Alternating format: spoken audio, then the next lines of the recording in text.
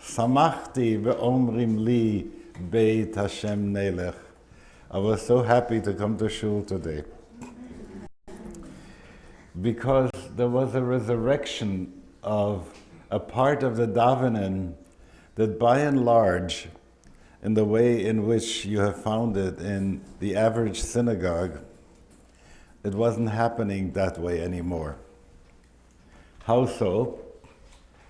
Because when you'd come in to Shul on Shabbos morning, first there are a couple of old-timers there. They send an old-timer over to the Yomit, and he buzzes through, Psuke de Zimra.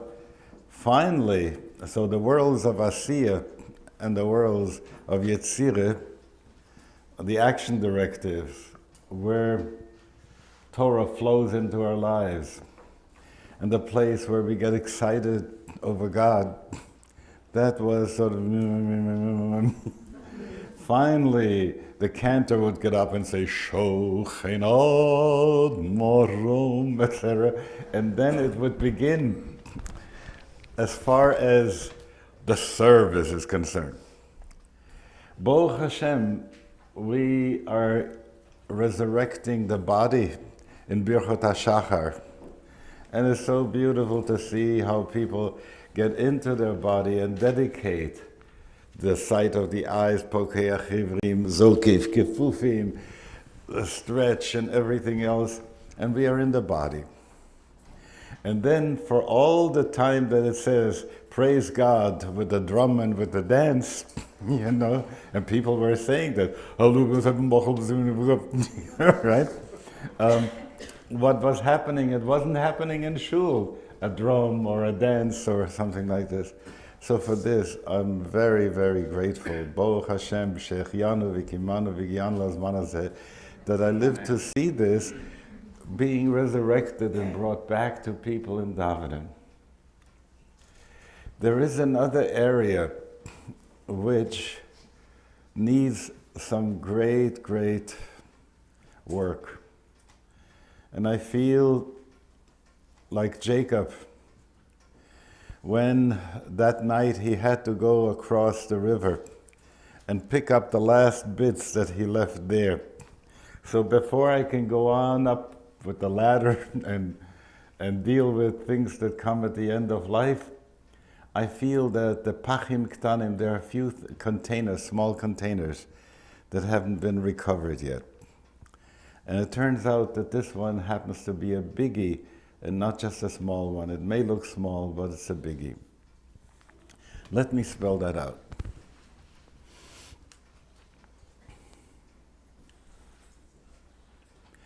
Every one of us went through a period when we were doing the debunking of childhood religion. So God is not an old guy with a beard sitting in the sky. And we did some philosophy and we did some meditation, and there we got to hear about Ein Sof. I remember when I heard of Ein Sof the first time, wow, it's all of a sudden the little God got in you, became Ein Sof, how wonderful it was. It opened me up to understand the words of the Adon Olam. Adon Olam Asher Malach Beterem Kol Yetzir Nivra. Lord of the world, you reigned before anything was created. In other words, before the Big Bang, God, okay? Leit Nasa Bechefzo Kol Azay Melech Shemo Nikra. So from the Big Bang to the last black hole ever is God's present, Adonai Melech. After the last black hole, Adonai Yimloch Leolam Vayed. Wow! And it was such a mind stretcher to figure that the presence of God is from the beginning of this universe to its end is God's presence. That's God's now.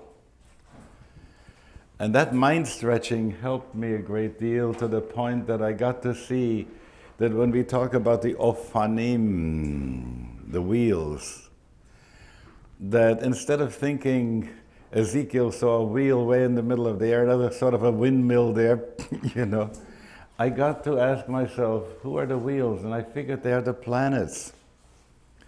And then you see, from Mercury, the moon, all the way out to Pluto. Pluto's Shana Tova happens once in 250 years. When you get to see, these are just the Ofanim. We haven't gotten yet to the Chayot HaKodesh. So who are the Chayot HaKodesh? The animals, the holy animals. We call it the zodiac, the yeah? The zoo, the great zoo, the great bear, Leo, you know, all those wonderful Aries, you know, all those animals. And you begin to understand the vastness of time and space that we include when we say Chayot HaKodesh. And then, while our tradition tells us that the seraphim have 6 wings, with 2 they cover their face, with 2 they cover their leg, and with 2 they fly. And when you figure the seraphim are standing up in adoration to God, raising all 6 wings, fiery, you understand what a menorah is about. Can you see that in your mind's eye? So, this is so wonderful, because this was mind stretching, and the God didn't become small. In fact, God became a little too big. In which way too big? The Rebbeinu Shalom, who has to listen to the Seraphim, who say, according to the Talmud even, when they say, holy, holy, holy is the Lord of hosts, the whole world is filled with God's glory, each holy takes 2,000 years. So you get a sense of the time scale and all that. So, ma enosh kitis kerenu, ven adam kitiv kedenu. What's a human being that you should be mindful? And so there happens to be that receding, because God has gotten to be so big for us, that we have receded to the place where we are insignificant to God. And that is a heresy that's greater than the heresy of thinking God is small. Follow me with this. This is really important. In order to bring God into my life, I have to have a sense that it doesn't matter for God whether we are dealing with a muon or a psion, those charms, those particles that live less than a nanosecond, or galaxies that burn out over billions of years. They're all in the presence of God. And in that present, my lifetime, your lifetime, does have significance. Because for all that the cosmologists are telling us, that this cosmos had so many things that could go wrong, and it was so fine-tuned, and that fine-tuning they call the anthropic principle. It's that principle in creation that makes it possible for human beings to be conscious, okay? Now, when I'm aware of the anthropic principle, and then I ask myself, so I really belong here, you know? I'm not an oops of God. So if that's the case, then how do I connect? How do I make that connection? So when we say Baruch Atah Hashem, in our tradition, there has been this wonderful sense that Avram Avinu, for instance, can say, come on, judge of all the earth, that's what you call justice, what you were about to do in Sodom? You know, that kind of awesome thing that doesn't happen in any other religion. I tell you, I love them all, you know, because if someone were to say, is there a religion you don't like? It's not so. The reason is because I'm a spiritual peeping Tom. And I want to see how people get it on with God. And each time I get a sense of, oi, this is real, God is real. There is something that's happening between us, and that presence is here now. That is what escapes us in Hebrew school. It escaped us in the books that we read, because all that is not in the present. We are addressing a part of the mind that likes to deal with concepts. A concept is like what I'm holding the cup up with. A grabbing means, concapto. I grab it with, I take hold of it. The Germans call it Denkmittel, the means were which I am thinking. And when I have these things, I see them always as objective. And when I was just talking about Ein Sof and all that stuff, it still is like God out there. All the Kabbalah hounds, you got the hopscotch ready, you know already where is Keter and where is Chesed and where is Gevura, boom, boom, boom, boom, boom, you have that, you have it all set. And what have you not got there? You haven't got yourself in the tree of life, because we have been so used by the scientific establishment to think of things objectively. And the French, when they want to talk about a lens, they call it objectif. You get the idea? It's out there, it's a thing out there. But when I think of God as object, then I'm already saying there's a contradiction. Often I like to tell people, there is a God, but he doesn't exist.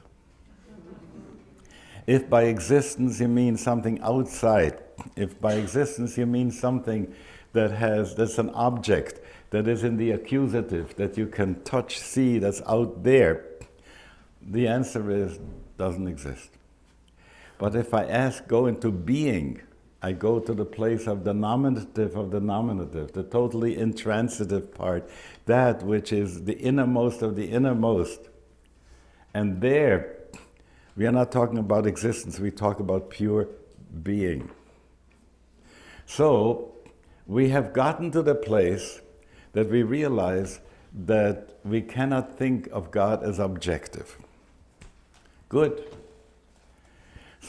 So many religions have good ways of connecting with God, and I want to tell you something. I'm a ganef. I stole from them. When I see something good that I think we could use, I bring it and put it into our kitchen. Most of the time I find we already had it. I didn't have to go shopping, but I didn't know we had it until I learned it over there. And so it is for so many people who have discovered meditation and spirituality outside of Judaism, then said, we've got to come back and find it within our own circle.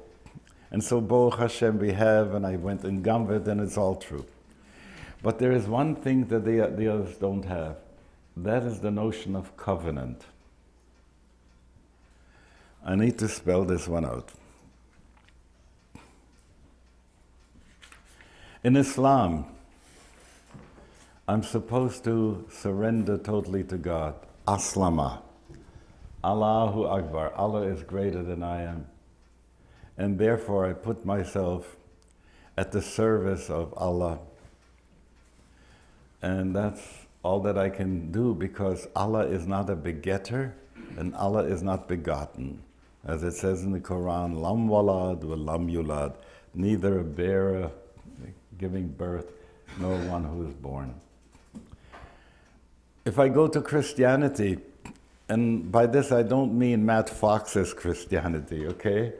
I mean the Christianity of Augustine and so on and so forth, tradition of Christianity. I get to a place where I once was lost, and I can't do anything about it unless I'm found. And the way in which I'm found is if I take on Jesus to be my personal Savior, because I can't bail myself out. I'm powerless in that way. But that sense, the Torah tells us we are children of God. In other words, we have the same DNA the Rebbeinu Shalom has, that we are also asked to enter into a covenant. And the covenant has a double side to it. As we chant on Rosh Hashanah Yom Kippur, Ki anu amecha ve'yata malkeinu. We are your people, you are our ruler, and that creates a relationship. That kind of a relationship is brought out because we have a root metaphor. Watch that word, it's an important word. A root metaphor. A root metaphor means a metaphor that's deeper than our way of thinking, than our way of feeling. But once this root metaphor is established in us, we have a relationship. And that business of relationship is what is so essential. In that relationship, there is this chutzpah moment, arrogance, that's infinite arrogance almost, that we say that we can make a deal with God. And I like the way it says in the book of Devarim, Ani he'emarti, atem he'emartem. You have bespoken me, I have bespoken you. You get the idea? Addressed you. And I like the way in which the Latin helps out, because it shows me something still deeper about the root metaphor, which goes like this. How do I say to speak? Diction, yeah? To address, to speak to, addiction. So it is as if the Chumash is telling us that God says, I've become addicted to you, you've become addicted to me. And it's that sense that I like Dafke about addiction. I can't live without getting a fix from time to time. It's almost as if I want to say, if I don't get called to the Torah according to Rabbi Yitzchak Luria at least once in a month, I sort of haven't logged on, I haven't recharged what I need to recharge. That it is a very important part in that relationship. Now, the moment I begin to speak of root metaphors, a new category of thinking comes into my mind. And that is when you talk to people about how do you think about how you think. They'll say that's epistemology. Epistemology. Most of the time, the epistemology is one in which I know things objectively outside of myself. What I'm trying to get us to experience and feel is participatory epistemology. That's a fancy word, but participatory epistemology. What I know not separate from me, but I know because I'm participating in it. Got that? So when I asked you before, how do you look at the 10 Sfirot? The question is going to be, where are you in the 10 Sfirot? Because if they're for real, they're not outside of us. We are inside of them. And that sense that we are inside of, and when we say God is makom, hamakom, we are inside of God. That sense that we can make ourselves present to God and God present to ourselves, that is what I hope us to work on. So that it becomes also experientially that.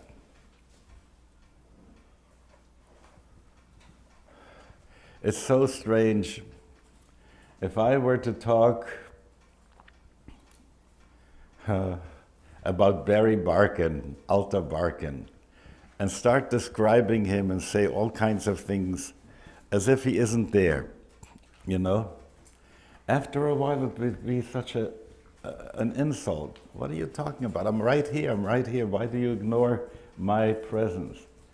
Now take a look how often we daven words, we talk theology, and we address each other and forget to address the one about whom we are talking.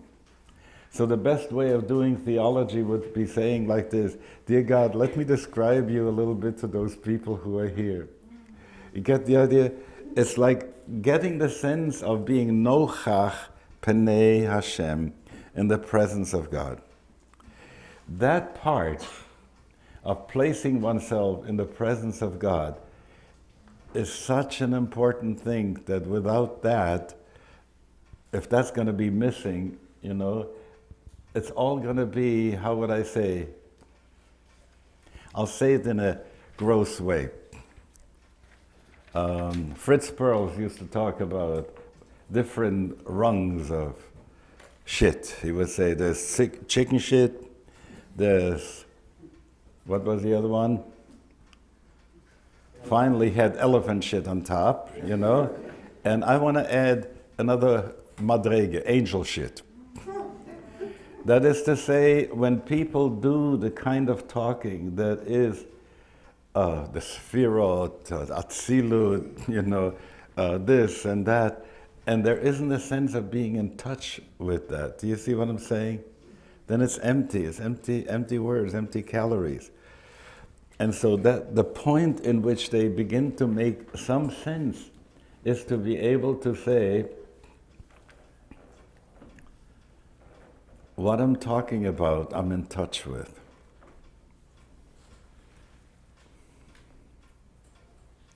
And it's in the present, and God is here. Let this hang for a moment. I'm going to go some other place. There is now an element in healing that's come through in so many ways, that right now, if you were to say energy medicine, kinesiology, focusing, matrix work, body talk, I don't know if you heard of any of these, but it's burgeoning up now and it's coming in so many ways because the body doesn't lie. And when somebody takes us to that place and asks, what's wrong? What does the body want? Never mind what you want. What does the body want? Where are you in your kishkes, And some of the most remarkable healings take place when underneath, sort of between the conscious mind and the body, there is this energy body, the matrix, if you will. Interesting how this came out in the movie now. That matrix, if it is clear, if it is free, if it doesn't have any knots in there, if it doesn't have any tangles in there, there is health. Energy can flow. And when there are tangles in there, we are in trouble. And so you can address this from outside with surgery. You can address it from with chemistry. But the best way to address it is to go and ask the body that question, which is another way of saying you have to go into the system files of your life operating system. Do you hear me about that? That's a hard one because you got to know what you're doing, okay? But if the body tells you itself what it wants to do, if it is self-repairing, provided you give it, you listen to it, and you pay attention, something remarkable happens. And how do we talk about it? Ana, bekoach gedulat yamincha tatir tzerura, untie the tangles. When those tangles inside of us are untied, if ever you have had two conflicting programs on your computer and the computer froze up. You know what I'm talking about. And if the question is how many conflicting programs have we got in our psyche, in our soma, you get the idea? No wonder sometimes we get sick. Look at stress. Look at the way in which the sympathetic nervous system of stress and strain, when there isn't enough downtime to happen, when there isn't enough Shabbos in life of people, what happens? That the stress burns us out because it doesn't have the balance that it needs to be able to work right. So, if there are conflicting programs inside, people used to speak of that as a double bind. And another way of saying that is it's crazy making. Okay? Now, here is where we find ourselves and the planet in a situation where we are in a very crazy making situation.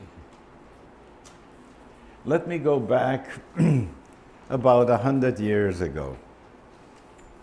If I would have come into a Jewish gathering and I would have said, sing with me, Techezak na yedei kol achenu hamchonenim, or the Hatikva, everybody would have been very happy. It was after the Congress in Basel. The Zionist dream was, oi, how wonderful. Moshiach is coming to us in a way that we hadn't even dared to think about. There was a man who wrote, Auto-Emancipation. You know, we emancipate ourselves and we are going to get into a place where we live on earth. We'll have our country. It'll be so wonderful. And all these years, the dream was propelling us. And at this point, when I look at the dream, it looks to me it's shattered, it's broken, it's askew, it's tangled up. It doesn't energize us anymore. Who, even on the most right side of the political spectrum, doesn't have some conniptions about some of the news that comes to us from Israel when we look at the dream and what has happened to it? It's sad. Let's look at the American dream. 4th of July used to be such an important yontif to me, you know, coming over from Europe. And this was for me a place where I don't have to worry anymore. Wohin soll ich gehen, as verspart von mir is a jede Tier. Where am I going to go to? Every door is closed to me, you know? How good it was finally to arrive at a place where I could sink my roots and I could say, I'm happy here. And it came at a time when Roosevelt was president. And, you know, for many of us, especially for the red diaper babies, but for many of us, he was, the father of the country. There was a sense, it'll be good, he's in charge. And when I start looking as to where we are right now with the father of the country, and I get to feel what has happened to this dream. The dream is shattered. I gave a commencement address to the students at Naropa. It was my valedictory because I retired with that one from Naropa. But you know what? I couldn't say to them that you're going to go out and the jobs are waiting for you and the great future and life is now beginning. What could I tell them? I couldn't say these kinds of things. The dream that young people had at one point of how their life would open up is also shattered.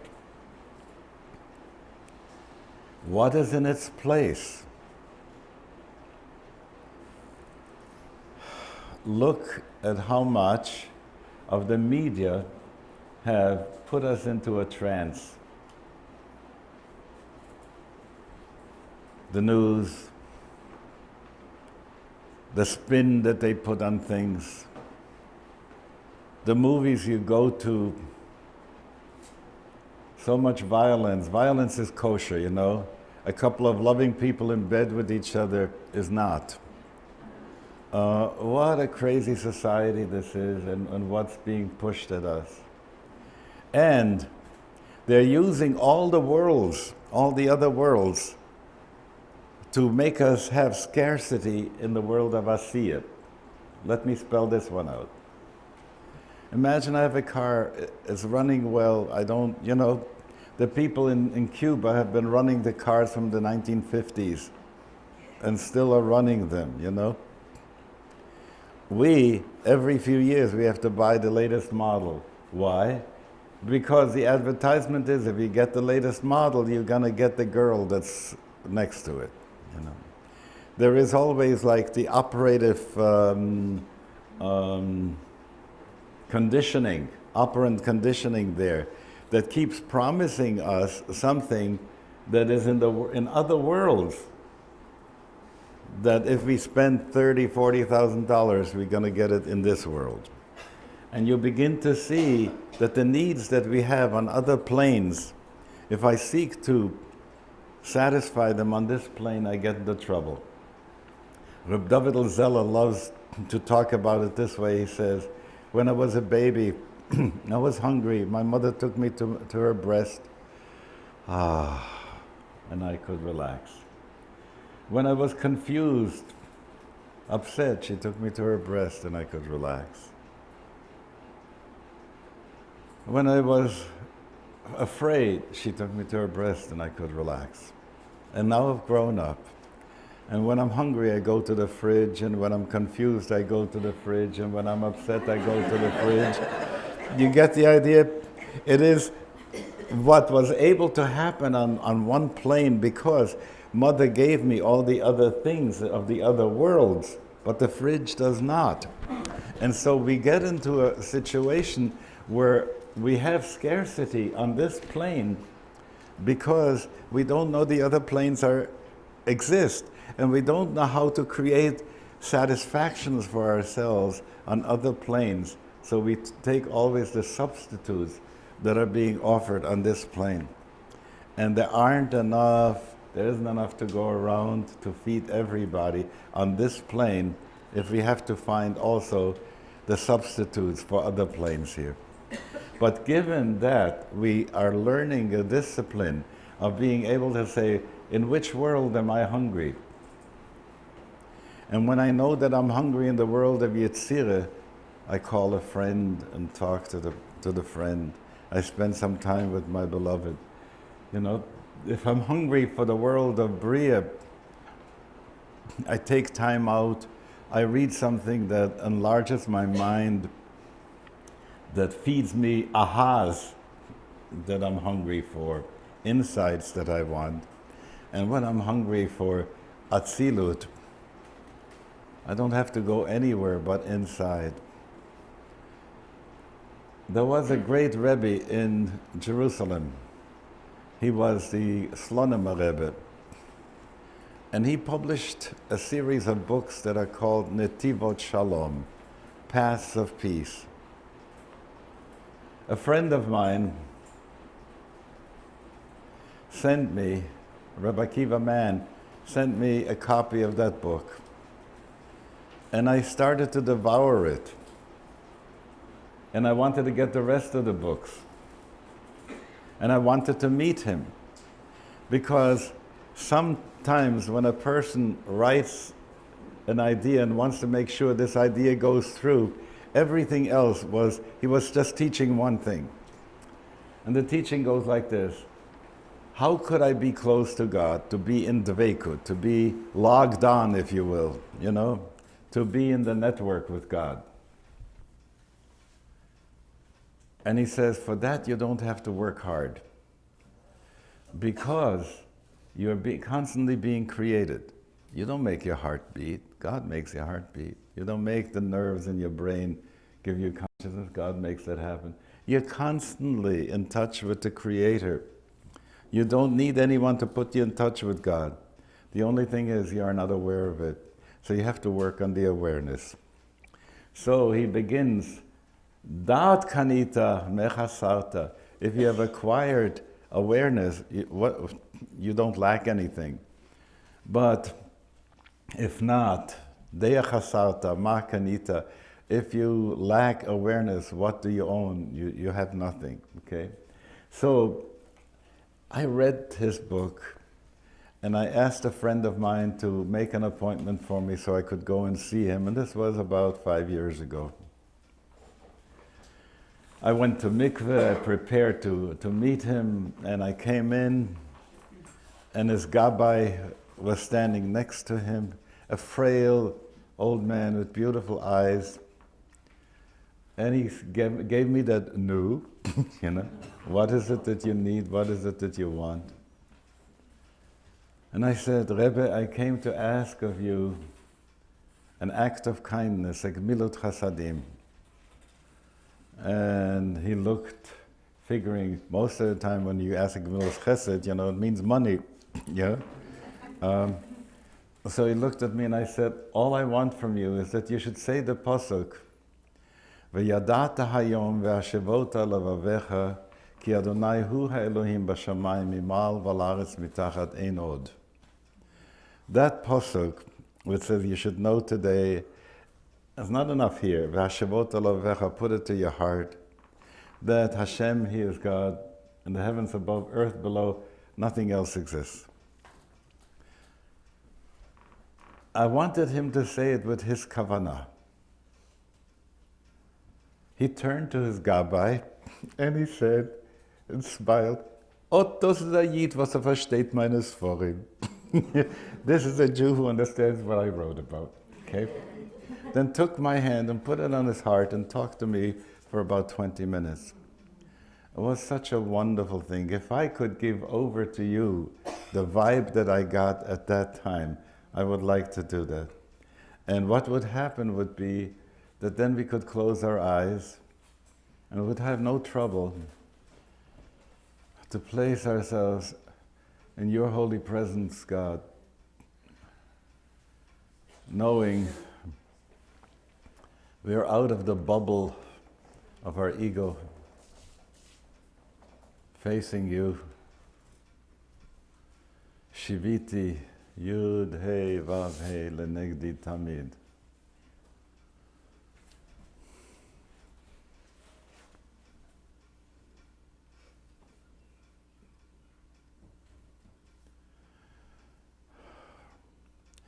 So, working on this awareness in a way that we are participants in it, that this is not something outside of ourselves, becomes the important thing. And if you realize where we are in relationship to the trance of the media, you begin to see we don't dream about having a date with God, you know? We don't dream about Gal einai va'abita niflaot mitoratecha. Open our eyes so that we could see the amazing things of your Torah. So very seldom are we dreaming this kind of life. And so I would like you to keep in mind when you work with Eve, she will take you to places where you will be able to enhance your dream life, because that's important. If you're going to be working with Reb Alter, with Barry and Debbie, you'll be working about the Rebbe craft. When you give a broche and you are not hooked up, then the broche doesn't work. You know what I mean? And my Baal Broches there, he knows how to be hooked up when he gives a broche and to learn from that. The Abta Rebbe said this so beautifully. You want to learn how to be a davener? You can't learn from books, you have to learn from a davener. And the reason why we have to learn from a davener is that we are in the presence of another person. There is something, if you want to understand what I'm saying, you're not only listening with your ear. There are moments when you lean into, as it were, my feeling space to attune to the same feeling space. You know what I'm saying? And that is what makes possible for you to return back into your own feeling space like that. And so when I'm present to a davener and on a sub-vocal level, I daven along with him. when he's making a fervent gesture, even though I don't do this with my outer body because maybe I'm ashamed to do that there, I don't want to mimic him or something, but my astral body is going like this. Can you do that with your astral body? Now go ahead, try.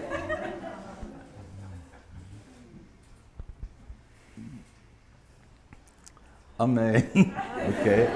So you see, it has to do with developing the inner space, with the possibility to log on, and it has to do with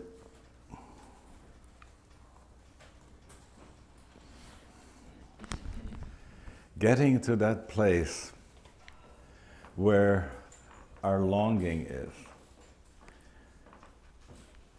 There are two Hebrew words, and you may have heard me talk about them, for the word why.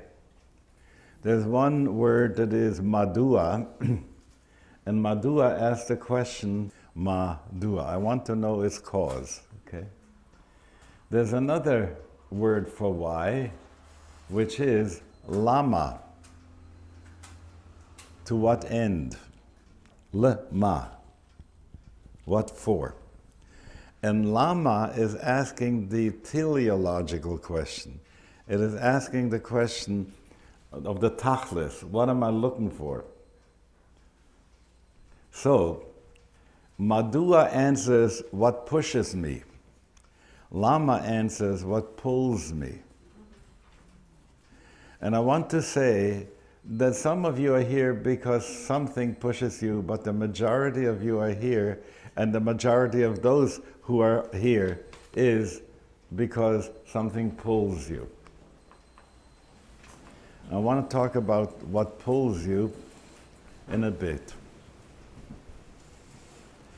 So, I think we're going to sit for about 5 minutes really quiet, and I'd like you to ask the question, what, not nostalgia for the past, but what's the longing that you have for you in this lifetime that takes you to the future, okay?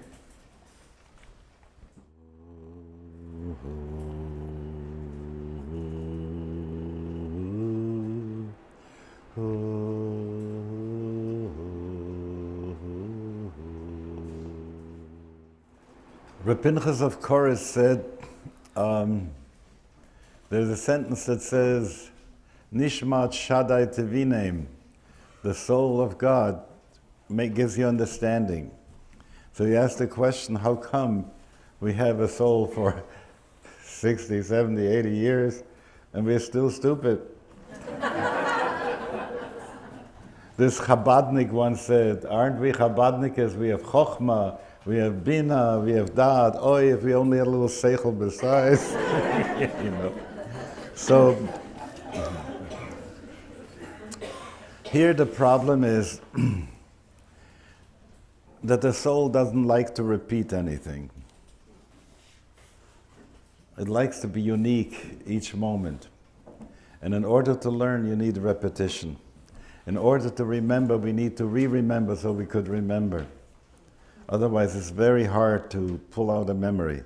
So I'd like you now to have a conversation with someone sitting next to you and say something about what you found out about where your holy longing is. Go ahead. We take now, again, a few minutes to do that. Share with each other. Much of what we are doing here may, to someone who doesn't have a sense where this is happening, how this is happening, they may say, what has it got to do with Judaism? And the reason why I'm working on that is because there is stuff that happens in us that is much, how would I say, that is connected with how we know and how we be and how we enter into. And if that doesn't get straight, then all the other stuff is like a patina. It's like something you put on top. It doesn't work. It doesn't begin to work on the inside. So I want to work on something that works on the inside. And I ask the following question. What is it that the that biofeedback is trying to work on? Why is it that I can't say to my finger, for instance, I'd like you to raise your temperature. Go ahead, raise your temperature. It's not going to happen. On the other hand, if I be hooked up to a feedback machine, and when I do that thing inside of myself, and I don't know what I do and how I do it and so on and so forth, but something begins to happen, and there's going to be a measurable difference in the temperature of my finger, because I will hear a sound on that feedback machine that will go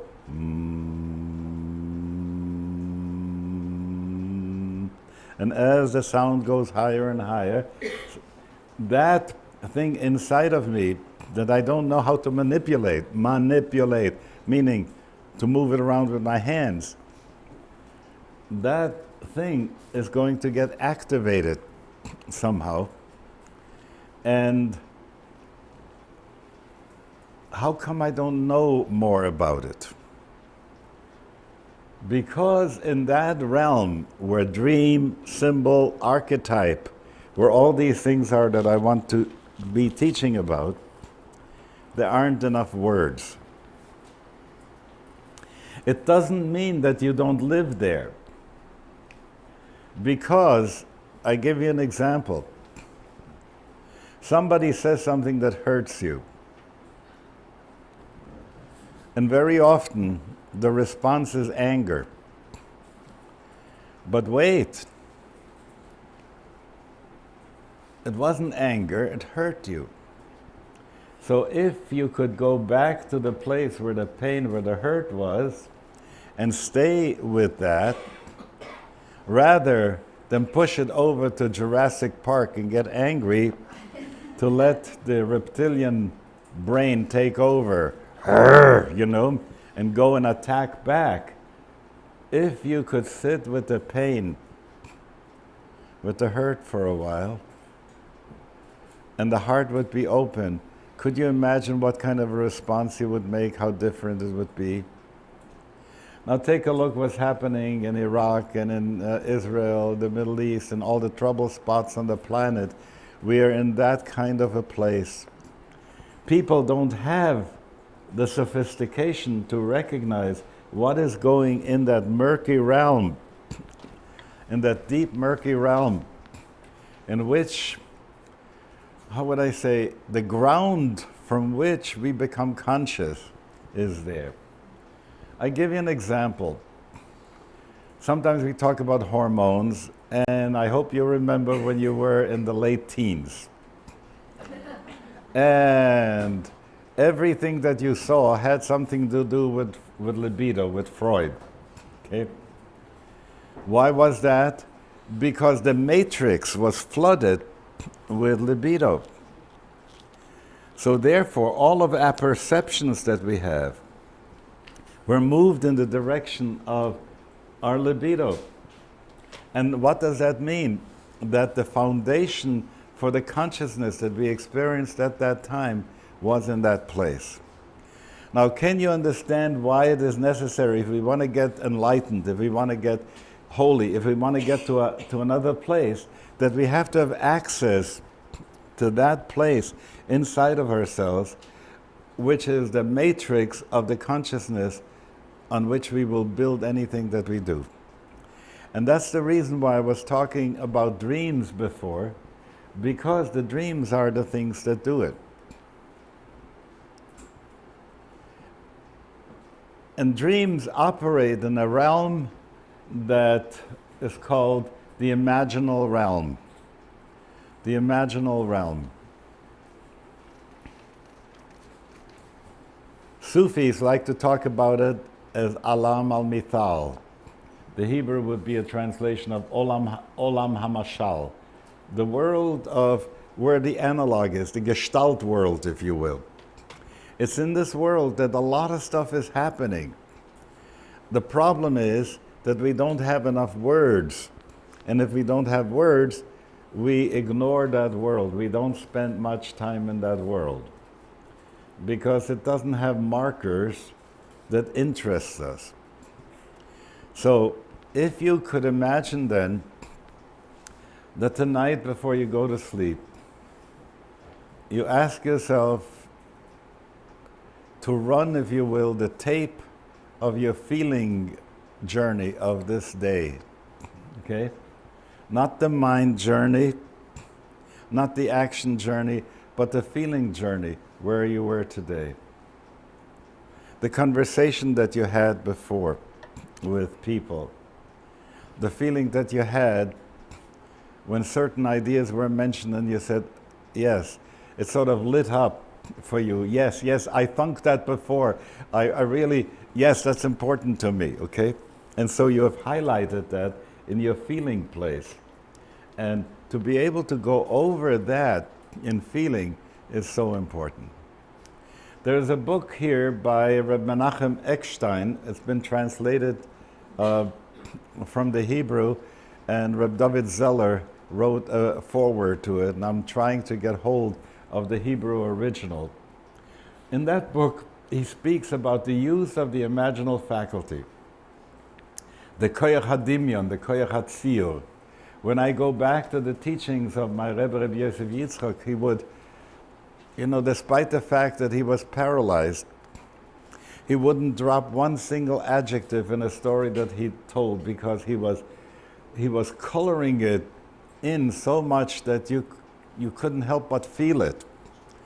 When I think of Reb Shlomo Zichron Levrocha, when he would tell you a story, then you got to live in that story. You got to feel, you got the feeling, oi, that person who he describes, a schlepper, a beggar who was able to do a great virtuous thing, and you gave a little sigh inside and you said, oi, matai ese gamanochi, when will I be reaching that same level that he was talking about? That's why I used to call Reb Shlomo the genius in virtuous reality. Virtuous reality. If someone paints for you reality of the virtuous life, and you get to feel, yes, I want that, then what happens to you is that something gets energized in you that is not lower feelings, but higher feelings. And when higher feelings come to you, sometimes you begin to cry. And you don't cry from pain, you cry from saying, oi, was I hungry? Oi, was I thirsty? No, yes, this feels so good. Because that's where I wanted to be, that's what I was longing for, and so on. So the question is, how could we, like Hansel and Gretel, make sure to put crumbs there so we can find our way back? What are the ways that we can create for ourselves so that we can go back into that world in which the transformation happens? And this is what I want to keep on working with today.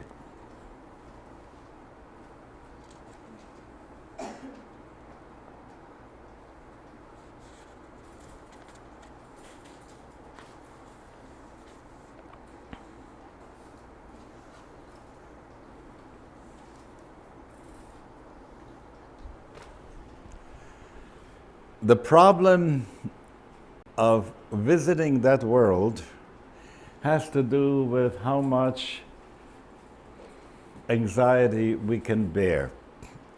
Let me spell this one out. In my work in spiritual eldering, I have people come with me to a place where they were before, to recover in life review something that they had experienced before. What often happens is that they had bad experiences, they had failures, they had shame and guilt things, and so they don't want to go back there, because if they were to open up those files, they would be feeling anxious about that. And what does anxiety do? It drives you to the fridge. You don't want to do that. You don't want to do that, and you aren't even aware that you want to avoid it. Okay? So when you want to do this kind of work, tshuva work, this kind of inner work, refreshing that affect life inside of yourself, where the midot are, you have to be able to stand some anxiety. So tonight, when you're going to go through the day, there will be some moments that you'll sort of, I don't want to think about that, okay? That's where the pay dirt is.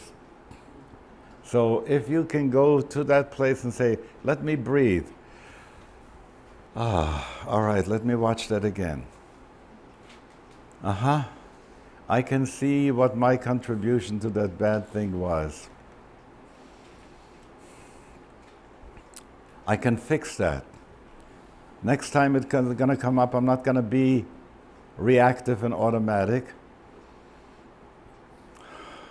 Yes, and I will meet that person and apologize. Do you get the idea?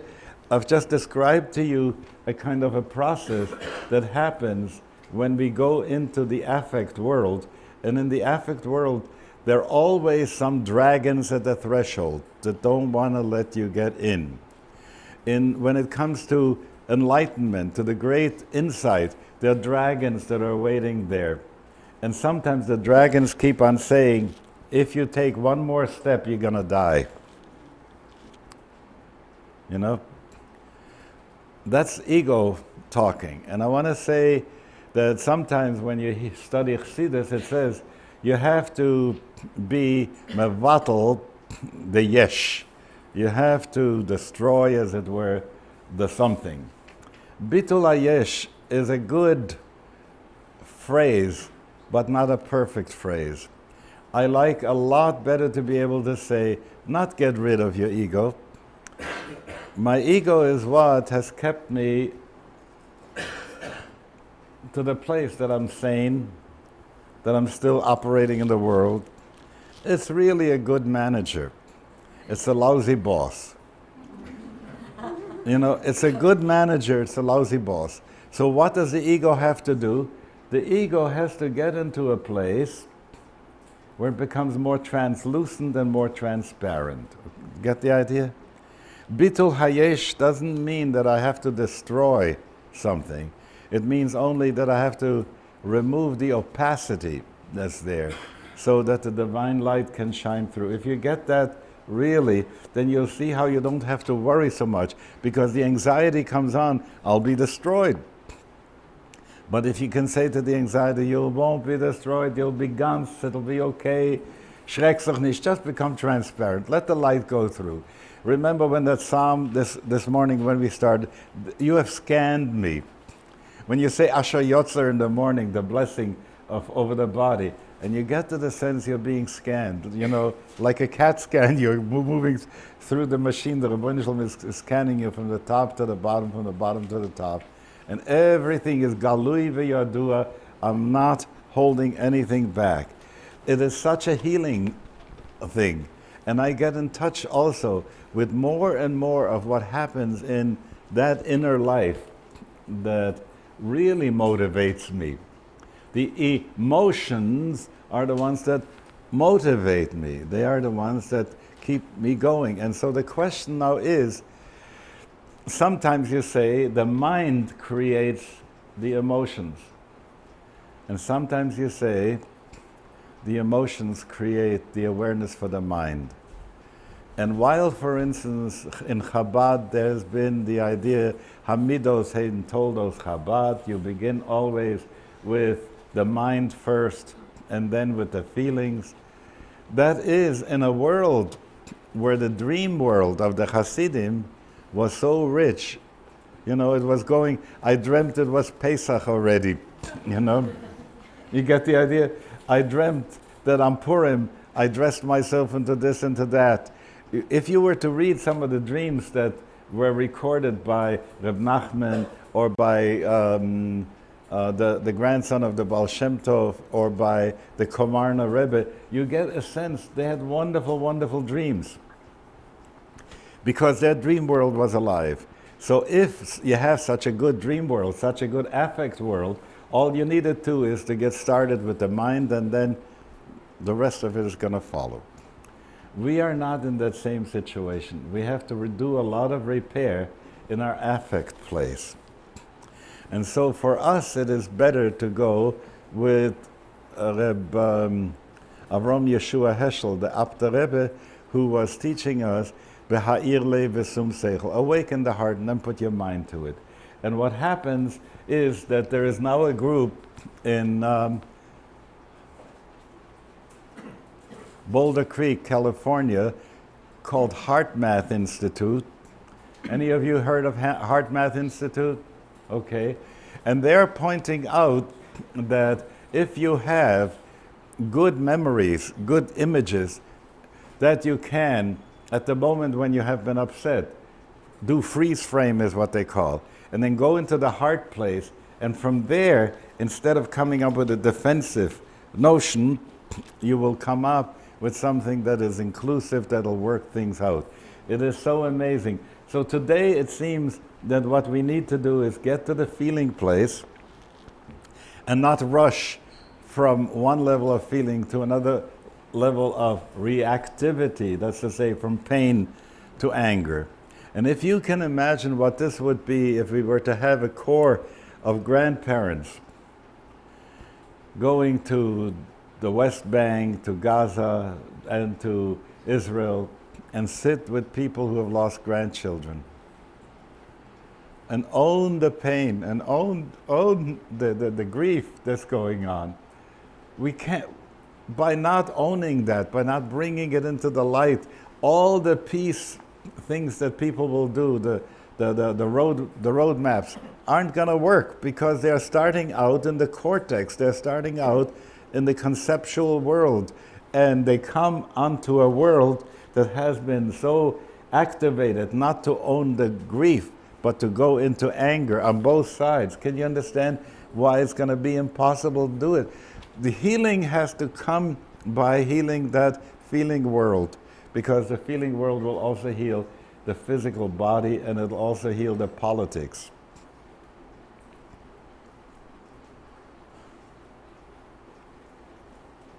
I tell you, I've been praying for this president the whole time. He should do tshuva, you know,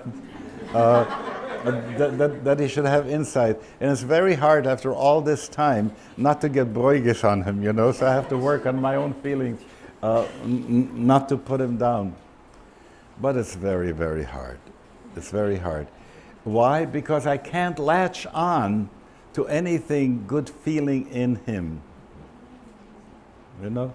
I wish I would be able to latch on into something that would tell me a caring for life, for animals, for the woods, you know, that kind of stuff.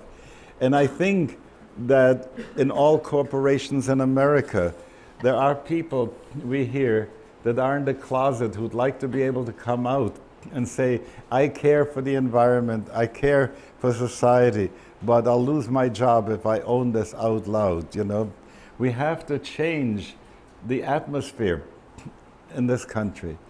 We have to change the atmosphere in shuls. Boards of synagogues, people come up and they say, we got to run it like a business. And what happens is pretty soon the rabbi is seen as an employee, and we tell him what he's got to say, what he's got to do. There's this old joke about the rabbi who is about to be hired in a shul, and the president likes him, and he likes the right kind of gefilte fish, and so on and so forth. And then they ask him the question, so you're going to give us a sermon, what you're going to preach about? He said, I'm going to preach about Shabbos. They said, no, you can't do it. Half of the board, I mean, they're retailers, Shabbos is the big day. Eh? So he says, I'm going to preach about kashrus. No, the vice president runs the Chinese restaurant. You can't do that. I'm going to preach about usury. You shouldn't take usury when you lend money. And he says, can't do that. Mercantile investment, you know, the people who have donated this building, that's them. So the rabbi says, no, I'd like to be your rabbi too. What should I preach about? And the guy says, Judaism, maybe. Okay? you get to see what has happened in the milieu, in which we live. It is not a divine milieu. We don't live in the presence of God, and we don't live that kind of dream life, and that needs to shift and change.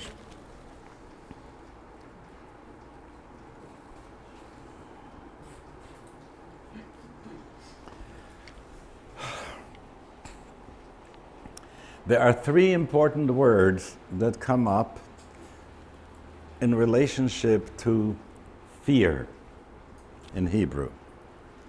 One is pachad, the other one is yirah,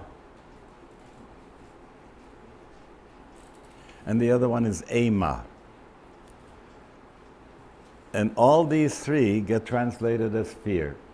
So when people say the fear of God, you always get into the place, what are you telling me about the fear of God? I have to be afraid of God, So what does the word fear stand for? So my mashpia taught me the following. He said, the word pachad, which stands for terror, is if some real danger faces me. A guy with a gun, a guy with a knife facing me. Pochad, here it is sharp. Get the idea? Pachad. It's that terror. Nebuch, when I think of Daniel Pearl in his last minutes, that's pachad. That's not what we have in relationship to God. Ema. Ema is the night that Abraham was offering the sacrifice, we are told in the beginning, between the two parts of the sacrifice, Brit Bein HaBetarim. And it says, there descended upon him, Ema Chashecha Nofelet Alav. A dark Ema fell on him. And that is high anxiety. What it stands for is, I don't know what it is. I don't know where it is. Aye, where is it? Ma, what is it? Aye, ma. And I don't know what it is, I don't know where it is, but I'm scared. Okay? It's different than pachad, because pachad I know where it is. So then what is yirah? Follow me a couple of steps. The word ro'eh is to see. If I go with Latin, I would say spect, inspect something. Yirah is respect. And the example is, I come into a room, I figure there's nobody there. All of a sudden I realized someone was standing in the corner and saw me. What would be my experience at that point? The startle reflex. Suddenly I realize I'm being seen. I'm not alone. Do you get the idea? That is what we have to have in relationship to God. Yirah, we are being seen. We are being seen. We are being noticed, And when it first comes to me, I didn't think I was being seen and noticed. And suddenly I realized I'm being seen and noticed. There's a startle reflex. And I begin to behave altogether differently. So if you read the Rambam or the Shulchan Aruch, it says a person waking up in the morning recognizing that he's before the Melech Malchei Amlochim HaKadosh Baruch Hu, before the Holy One. Then what happens is that the way in which a person acts when there is no one else around is different than the way a person would act if God is around. So that consciousness that we need of Shiviti Hashem Lenegdi Tamid, to bring that in, creates a very strong affective base. I want to use the available time for about 20 minutes now to respond to some of the things. I hope there is a mic that can go around so that people can speak um, through it. And for the time being, if you would come up here, if anybody has a question to raise, don't bring me anything else but what we have done this morning. Please, speak up loud if you can. I was referring to Reb Zalman's comment in the beginning about recovering some of the containers. Could you just repeat that? I want to really get it, and I didn't. I don't know if that's going to be it, because I've traveled away from there.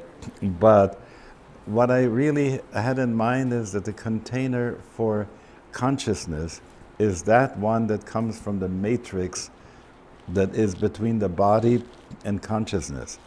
And that is the container that makes the difference, for instance, for blood vessels, for digestion, for all the autonomic nervous system stuff that's going on in there. An example, how imagery operates, you know. If I want to raise my blood pressure in the finger, I would have a lot of trouble unless I learned how to do that first. But if I want to arouse myself sexually, for instance, all I need to do is go into the imaginal world, you know, and that'll translate itself in the body, and for males in one way, for females in another way, and right away there will be a somatic response to that imagery. So you see what I'm trying to say? The container for consciousness is in imagery, okay? All right, anyone else? First you, then you. Go ahead, out loud. You talked a lot this morning about the idea that God is not an object, not out there. We even say we're in the presence of God. It means He's there and I'm here. Or you, thou, and I. It's the language is like when I'm praying. Who am I praying to? Where is this God? And I have to keep reminding myself that that's me. But the language is very difficult.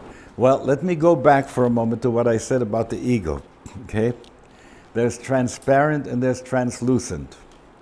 The ego likes to be more translucent than transparent. Sometimes it becomes totally opaque, but sometimes it's translucent. And when it's translucent, some light gets through. But sometimes the translucent thing acts as if it were the source of light. Get the idea? When you're saying, right, on the one hand, your brain wouldn't operate, your mind wouldn't operate, you wouldn't be conscious if God didn't keep all this machinery going for you, okay? So you say it's me, then the ego takes over and says, it's all what I spin in my head, okay? What would be if you were to own the fact that everything, all the processes that are happening in you are God playing Iris? When I get up in the morning, sometimes I say, Boine Shalom, you decided to be Zalman again for a day? Okay, yeah. I'll give you a nice ride. I'll give you a noble ride today, okay? But when you are in that place, then you don't have the root metaphor operative for you. And the root metaphor, which is friend, let's say, partner. And when you have that root metaphor in operation, then what happens is you are making space, as it were, in front of you. That one needs garments, as it were. Let me spell this one out a little more. William James, great psychologist, philosopher, came to a town in New England and talked to the deacons there in the church and asked them, what do you do? How do you place yourself in the presence of God? How do you do that? And this guy says to him, I envision myself in the presence of an oblong blur. No, the heart has no connection to an oblong blur. Okay? He was trying to be reasonable, and he was trying to be aniconic. I don't want to give God any shape. Okay? I'm not talking about giving God a physical shape. And so when Professor Heschel was talking about that very same thing, he says, it is not that we ascribe to God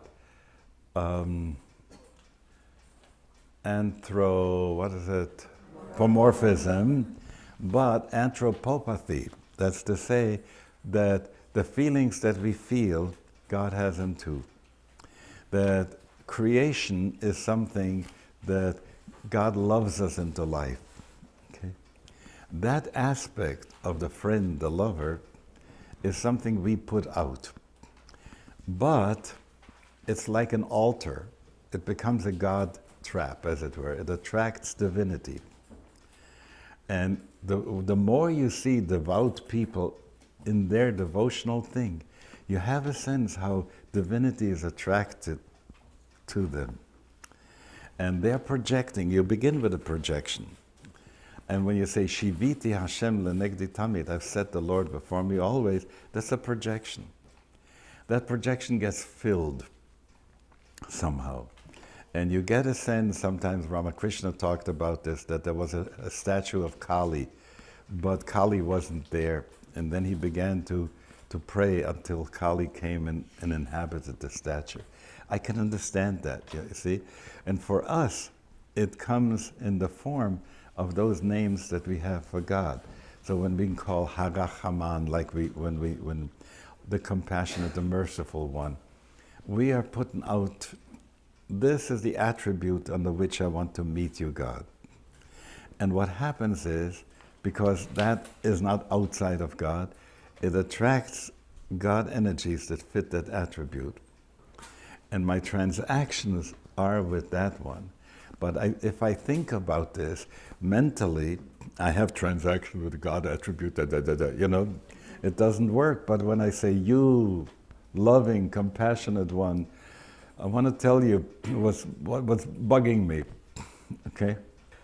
You see, there's a big problem. Today, we are conscious of our consciousness. So you also have to be able to understand what you're doing in order to experience. That's what I'm talking about. You know, sometimes if somebody else delivers the experience, so you get a hot gospel preacher, you know, he delivers the experience and you're there, but somehow you're taken into that. If I would want to say you're seduced into that experience. But the whole point that we're dealing with is we have to be managing our own awareness. Look, if I were to speak about the crisis, all right, short rap from something else to come back to Iris's, I haven't forgotten. I'm not yet ready for you. I haven't forgotten. I just want to say something else. Bring the questions to the microphone. Huh? The microphone back here. Very good. Next time I'll send them here. Now we will continue.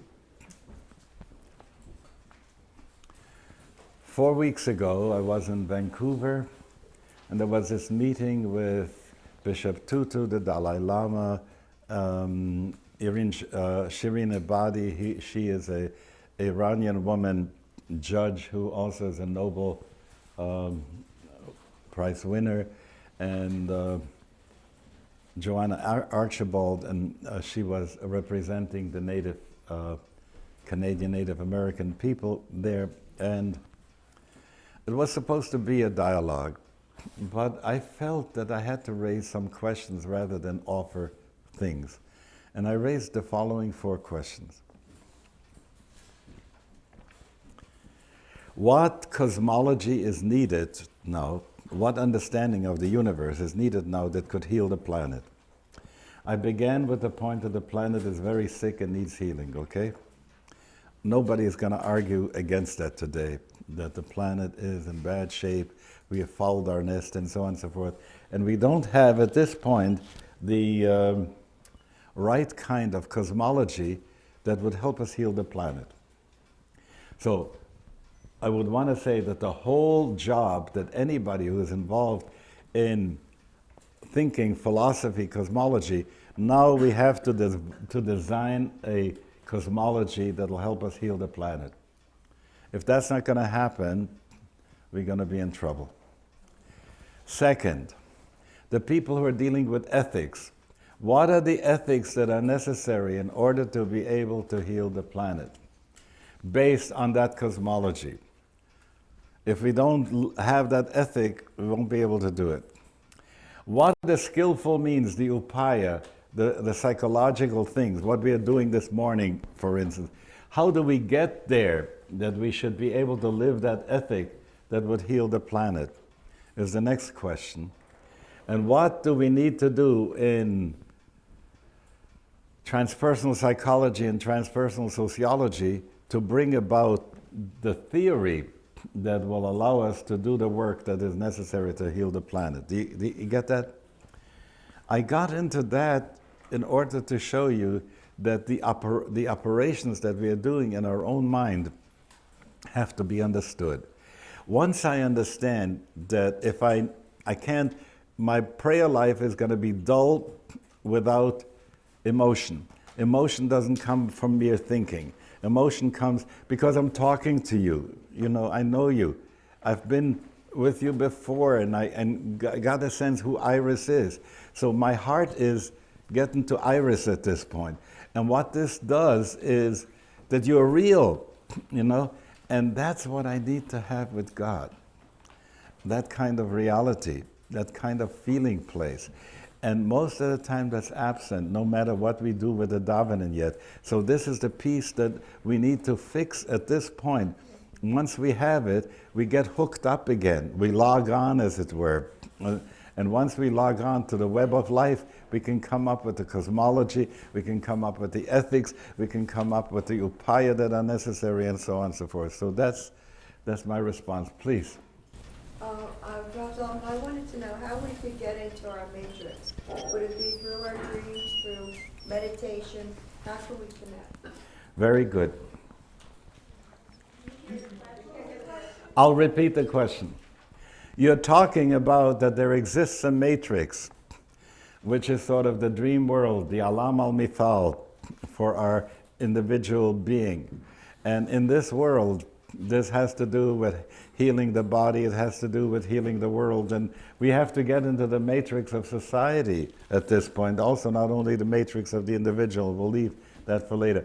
That's what we're going to be working on. I can't give you a short answer on that, because logic will not get us there. It's like falling in love, you know. I can't say I want to fall in love. It is something that happens in a dance, as it were. And getting into that matrix is that kind of a thing. And the people who are saying that we need to meditate, and they have picked up, let's say, Vipassana with a little bit of schmaltz, you know, and made a Jewish meditation, don't quite know what this part of getting into the matrix is, because it's very, very mental. The problem is to be able to get into deeper than the mental stuff. And it turns out that we don't have to do it. It turns out that we have to let it. Okay, that's the short answer for that. It will. We can't push that around. It wants to. It's just as the way. If you remove sometimes the obstacles to healing, the body heals. If you remove the obstacles to feeling, as it were, the matrix gets reinstalled. You know what I'm saying? That's about the best answer I can offer at this point. I want to say that I took a course for clergy that was run by Werner Erhard and Father Basil Pennington. It was called Mastery Foundation, and anybody who is serving in, yeah, please pass this on to me. Anyone who is serving in a congregation, thank you, could get a lot of benefit from that. One of the things that came out in this work was that our words have lost power. And when somebody says, I give you my word, and you see how cheap, even if they say, read my lips, you know, it's not going to help. Because, as Werner Erhard pointed out, most of the time we use the words like journalism, descriptive. But when I say, I give you my word, you know? And my word is my honor. You know, I give you my word and I follow through with that. At the end of that session, everybody was asked to stand up and to make a word of what they intend to do. It's like giving a pledge, a vow, a kavanah, and that strengthened the word. Mine was that I was going to spend time building spiritual eldering. So, and since that time, that's become a reality. So what I'm trying to say is making affirmation, you know. When I say Baruch Atah Hashem, I'm giving a word, you know. I'm making a promise. When I say Shehakol Nihya Bidvaro, a wonderful little story here. Moshe Kabrina is sitting in the morning, and a chassid came in when he's eating breakfast, and he's got a little bit of that oatmeal or gruel, their kasha, you know. And while, so he's being served the kasha, and this guy is pouring out his complaint. And the Rebbe makes the broche, Bo Hashem Elokeinu melech shehakol nihya bidvaro, and begins to eat, and the guy continues to kvetch. So he says, haven't you heard? Shehakol nihya bidvaro. Everything is with God's word. You know, how can you complain? You're complaining against the Shehakol. You get the idea. He took seriously what he was saying. Another story goes like this. Reb Hershel Rimenover is about to die. So he quotes the Mishnah and he says, Ve'al hakol im amar shehakol nihya bidvaro yatsa. It's so wonderful because the Mishnah says, if you make a broche on fruit, you should say Borei Pri Ha'etz. If you make a broche on bread, Hamotzi Lechem Min Haaretz. But if you say for all of them, Shehakol nihya bidvaro, you fulfilled your obligation. Yatsa means he went out. So he looked over his life and he said, Al Hakol, on everything that happened to me in my life, he's saying, Shehakol nihya bidvaro. It was all because you wanted it, Rebbeinu Shalom. Yatsa. And with that he died. He went out. You get the idea as what kind of a word that is, you know. Shema Yisrael is that kind of a word. So we need to re-empower the word. That's very clear. One of the reasons, so you ask a good question. Most of the people don't go to shul during the week. And in the past we had a situation where we said that you daven in Hebrew when you daven alone. Why? Because the angels don't understand Aramaic. The Malochim verstehen nicht kein Targum Lushan. So you have to daven in Hebrew, and they'll take your prayer up to God. So the sense is God is sitting way up there, and it takes the angels to go up and to bring your prayer. On the other hand, if you're davening with a minyan, the Shechina is already there, the divine presence is there, so you don't have to send it through up with the angels. Therefore, you can say Yikum Purkan, you can say Kaddish, all these things you can say in Aramaic. Up to here, the tradition, okay? My sense is that on Shabbos, I want to daven a lot in Hebrew. In order to participate in what Solomon Schechter, the founder of Jewish Theological Seminary, called Catholic Israel. By that he meant to say universal. You know, you come to a Yemenite shul, they still say Shochenad. You come to a Moroccan shul, to a Kurdistani shul, everybody has the same. So I'd like to, on Shabbos, I want to daven in Hebrew. But during the week, especially when I'm alone and I don't have anyone else to daven with, it's very important to daven in English. Now this brings me to you again, back to Gideon. The question about what else does it, how do words do it? So Reb Nachman Braslava has it very clear. You go out at night and you talk to the Rebbeinu Shalom in Yiddish, you know, and you do his Boidedus. And in this way something happens. You begin to talk. First it says, you feel, I'm talking to the wall. But the more you pour out your heart, the more you put yourself in, the more you have a sense that there is a presence that hears you, you know. And sometimes even in the way in which your words come out, you get an answer to your prayer. That's a very wonderful twist that happens in it, you know. Terem nikra lecha ve'atatane. In the middle of our prayer, the answer comes as we pray it out loud. So daven in the vernacular is an important thing. Even if you know Hebrew, daven in the vernacular is an important thing. Times when I have a headache and I don't feel like davening, I sometimes pick up a siddur in German, in French, in Spanish. It's so nice to say, there's this Italian siddur I was telling someone about where the translator says, for the woman's blessing, you've made me second, you know, Shazani Kirtsono, benedetto tu, Signore Dei nostro, you know, che facendomi secondo la tua volontà e affidandomi a me una cosa difficile e delicata de sposa, de madre e de regina della casa, you know. So what happens is he puts it into this language that the heart feels. I read a science fiction story that put it this way: if you want to do philosophy, do it in German. If you want to do technology, do it in English. If you want to do love and poetry, do it in French. So it turns out that when you go to another language, something beautiful happens, you know. Bueno es el Señor a los limpios de corazón. You know, it does something wonderful. So vernacular is good. Interestingly enough, in Israel, Hebrew is the vernacular. So the Catholics now have to do the Mass in the vernacular. So if you come to St. Michael's Church on Rehov Agron in Jerusalem, the priest will be saying, Gadlu ladonai iti. And the nuns will answer, Unerome ma shemo yachdav. Isn't it wonderful?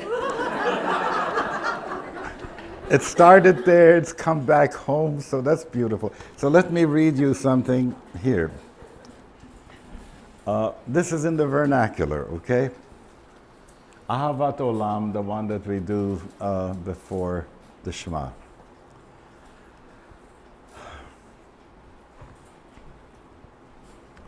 From ever you have loved us into life, Yah our God. You nourished us with kindness and abundance. Holy One, for the sake of your plan, for your honor, and because we know how our parents trusted you, and you in turn taught them how to live life so as to be serving your purpose, we ask you to share with us in the same way. God, kind parent, we live in the embrace of your caring. Make ours an understanding heart to become aware and to be careful and effective, and in this way to make real what you speak to us of in Torah and with so much love. When we study Torah, may we see clearly what is meant for us to know. When we do mitzvahs, may all our feelings sit harmonious in our heart. Focus our heart's longing to that moment when we stand in your presence in both awe and adoration. When we stand in your presence in both awe and adoration. May we never have to be apologetic for our love for you. Trusting you, we are happy to see your beneficent plan unfolding. May your kindness and compassion, be available to us. Oh, please hurry. Bring blessing and peace to us. Gather us so that we not be scattered all over the world. Lift the hold of estrangement from us. Lead us to live in this world so that we could feel at home in it. you can do this for us. You have assigned us to do our special work in life. You have brought us close to you and we are grateful. We hold you special and are filled with love for you. Baruch atah habocher be'amo Yisrael be'ahava. So you see, when you can speak those words in such a way as if they would be your words, and that they would be asking for the things that you would be asking in it. And this is the time to pray for your spirituality, for your spiritual life before you come to the Shema. So words become strengthened this way. And what strengthens them is they become inhabited by will and by affect. And one more thing, they become inhabited by an imaginal vision of how you will put this into life. Get that? I'm doing V'hayala'ot al yadecha u'letotafot beinecha, and I put this into that, how I will apply it. So all the four worlds are together. We make that yichud, that we speak the words, we put our will in it, we put our feelings in it, and we also put intention there. It's almost time. Gotta stop. Tomorrow, put it over here, okay? Es Gesundheit, have a good lunch, enjoy the